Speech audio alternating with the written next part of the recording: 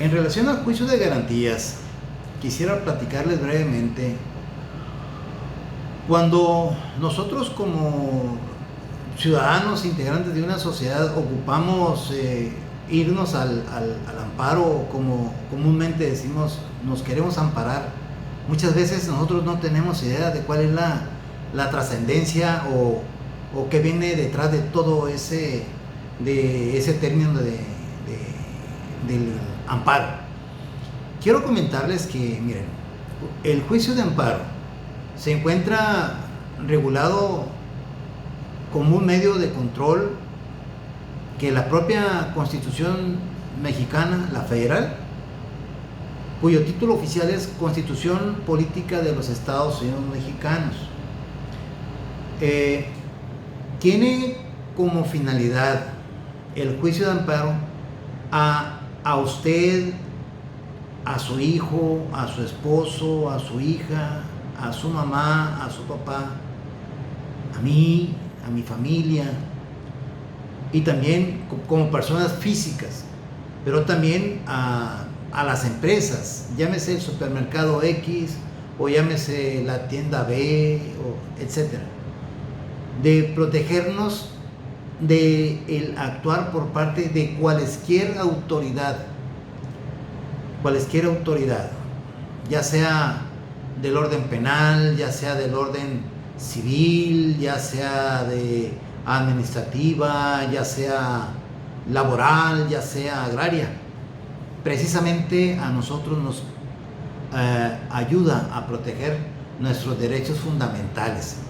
¿Cuáles son esos derechos fundamentales que nosotros como mexicanos o como personas extranjeras que viven en territorio mexicano o bien que van transitando por el territorio mexicano, cuáles son esos derechos que la propia Constitución protege? Pues todos. ¿A qué me refiero? A todo aquello que es lícito.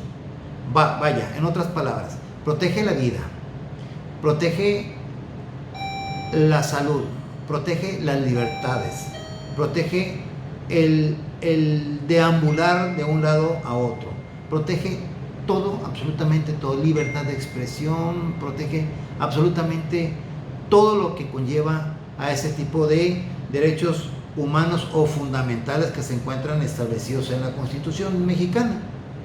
Pues para eso sirve el juicio de amparo. Y si nosotros abrimos la ley de amparo, que su título oficial es Ley de Amparo, ley reglamentaria de los artículos 103 y 107 de la Constitución Política de los Estados Unidos Mexicanos. Y si nosotros abrimos la ley de amparo, a nosotros nos señala de manera específica en el primer artículo que el amparo tiene por objeto resolver toda controversia que se suscite entre, y está separado en 3 fracciones, el artículo primero. Lo señala el primer término de que nos procede el amparo contra normas generales, o sea, contra la expedición de leyes. Una norma general es una ley. ¿Cuál ley? La que ustedes gusten, de carácter penal, de carácter civil, de carácter mercantil, de carácter administrativo, de carácter laboral, de cualquier tipo de leyes. Por eso dice contra normas generales. También procede el amparo contra el actuar de la autoridad, que la autoridad penal libró una orden de aprehensión. Bueno, contra eso existe, se promueve el amparo. Contra el dejar de actuar por parte de la autoridad también procede el amparo.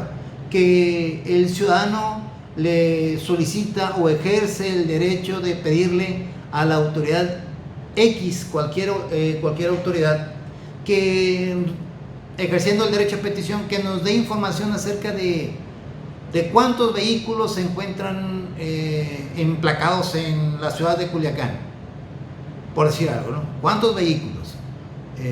Dirigido a la autoridad que corresponda. En este caso supongo que podrá ser la dirección de vialidad de aquí del municipio de Culiacán.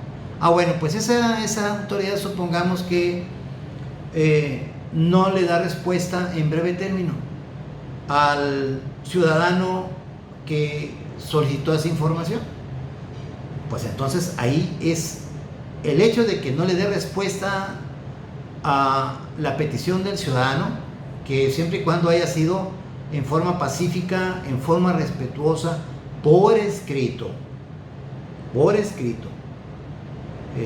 la autoridad tiene la obligación de dar la respuesta.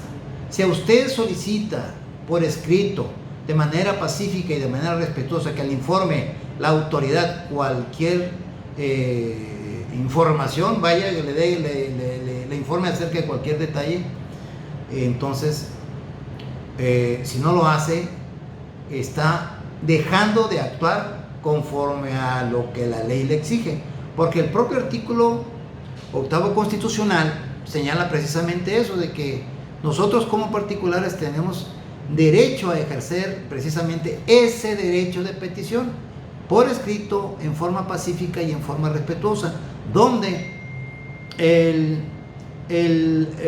la autoridad tiene la obligación de dar la respuesta en breve término. Si no lo hace, a ese se le conoce como una omisión. El actuar de la autoridad es precisamente el haber sido omiso. ¿Qué es ser omiso? El dejar de hacer lo que conforme a la ley tiene la obligación de llevar a cabo. En este caso, el de darle respuesta a la petición del ciudadano. Pues contra ese actuar también procede el juicio de amparo. ¿Por qué? Porque está violando un derecho fundamental a que usted tiene en la propia Constitución Federal Mexicana el hecho de ejercer tal prerrogativo, tal derecho, como lo conocemos comúnmente nosotros. Bien, les digo entonces que alteren o vulneren los derechos humanos establecidos en la propia Constitución Federal y los que se encuentran establecidos en los pactos internacionales de los cuales el Estado mexicano sea parte. Ahí le llaman derecho convencional. A eso se le denomina como derecho convencional. Existe el derecho constitucional y existe el derecho convencional. ¿Cuál es el derecho constitucional? Los derechos que se encuentran establecidos en la propia Constitución Federal. ¿Cuál es el derecho convencional? Los derechos que se encuentran establecidos en las convenciones internacionales, donde el Estado mexicano, ojo, el Estado mexicano, por conducto del presidente de la República de México, firme. Pero para que ese pacto internacional pueda tener vigencia en nuestro país, tiene que ser aprobado por la Cámara de Senadores. Y eso lo encontramos explícitamente en el artículo 133 de nuestra Constitución Federal.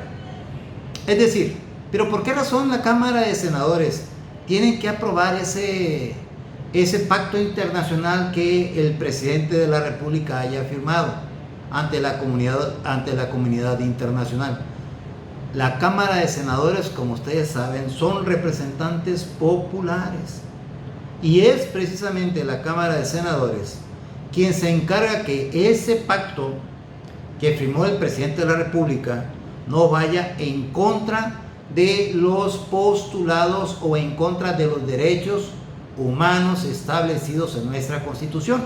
Porque en caso de que ese pacto fue firmado y que en el mismo vaya o sea contrario a los derechos humanos, entonces, si la Cámara de Senadores no aprueba la firma de ese pacto, entonces, aún habiendo sido firmado por el presidente de la República, pero no aprobado por el Senado de la República, entonces ese pacto internacional no formará parte de nuestro sistema jurídico. Porque una vez que ya haya sido firmado y publicado en el Diario Oficial de la Federación, entonces ese pacto internacional que va a formar parte del derecho convencional va a tener vigencia en nuestro derecho interno. Ok. Por otra parte, también tenemos nosotros que es procedente el amparo cuando la federación, el gobierno federal en su actuar invade la esfera de competencia tanto del estado de Sinaloa, Sonora, Nayarit, de cualquier entidad federativa, o bien cuando cualquier entidad federativa en su actuar vulnera la competencia de la federación. Pero cuando hablo de entidad federativa también me debo de referir a la Ciudad de México, es decir, tanto las entidades federativas incluyendo la Ciudad de México, entonces procede el amparo. Pero cuando esa invasión de competencias, como jurídicamente se le conoce, el afectado sea un particular, un individuo, una persona física o una persona moral. Porque si el gobierno federal invade la competencia del actuar del estado de Sinaloa y no haya como afectado final un individuo, ya sea persona física o persona moral, entonces no es cuestión de amparo. Ahí estaremos hablando de otra figura jurídica que es la controversia constitucional, pero eso ya no se encuentra ni en el artículo 103 ni 107 de la Constitución, sino en el artículo 105, fracción primera de la propia Constitución mexicana. Me refiero, cuando hablo de Constitución mexicana, me refiero a la Constitución federal, a la Constitución política de los Estados Unidos mexicanos. De momento voy a dejarlo hasta esta etapa para que más o menos ustedes se percaten de qué estamos hablando, cuándo procede el amparo y qué es lo que trata de resolver, qué tipo de controversias. Que tengan ustedes un bonito día.